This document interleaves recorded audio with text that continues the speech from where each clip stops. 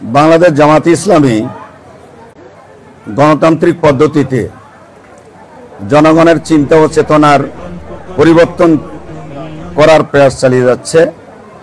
গণতান্ত্রিক পদ্ধতি হচ্ছে বাংলাদেশের এই জমিনে যারাই জন্মগ্রহণ করবে তারা বাংলাদেশী, সম্প্রীতির বাংলাদেশ, সকলকে মিলে একসাথে থাকা অবস্থান করার বাংলাদেশ।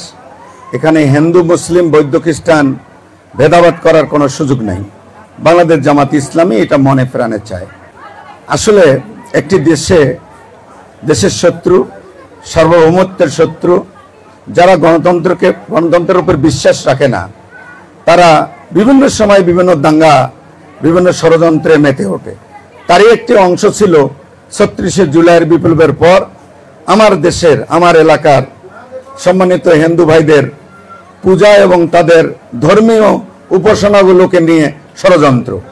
আমরা এটা বিভিন্নভাবে কাউন্সিলিং করে প্রশাসনের সহায়তা এবং আমাদের দক্ষ এবং যোগ্য নেতৃত্বের কারণে আমরা এটাই ভেবেছিলাম, আমার প্রতিবেশী, আমার এদেশে জন্মগ্রহণ করা কোনো ব্যক্তিই যেন কোনো কর্মে অন্যের দ্বারা ষড়যন্ত্রের শিকার না হয়।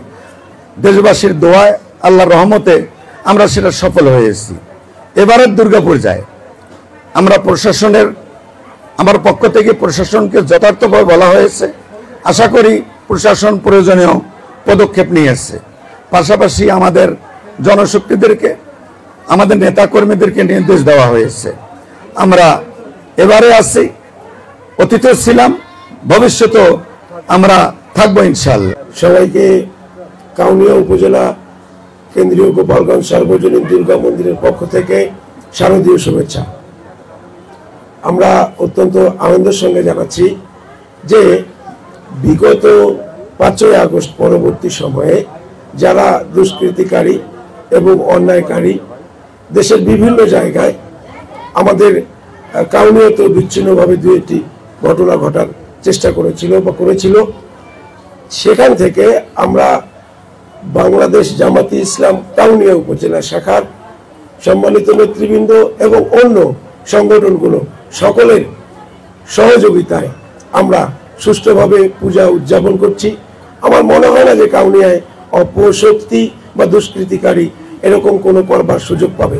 আমরা চাই আপনারা যারা আমাদের পুজোয় বিগত সময়ে ৫ই আগস্ট পরবর্তী এবং এখনো যারা আমাদের পাশে থাকছেন, আমাদেরকে সহমর্মিতা, সাহস এবং সহযোগিতা করছেন, আমরা সেটা আশা করি। আমরা চাই আমরাও বাংলাদেশের নাগরিক, আমরা বাংলাদেশে আমাদের জন্ম, এখানেই আমরা থাকব এবং আমাদের যে পুজো উৎসবগুলো আছে আমরা যেন সুষ্ঠুভাবে সুসম্পন্ন করতে পারি।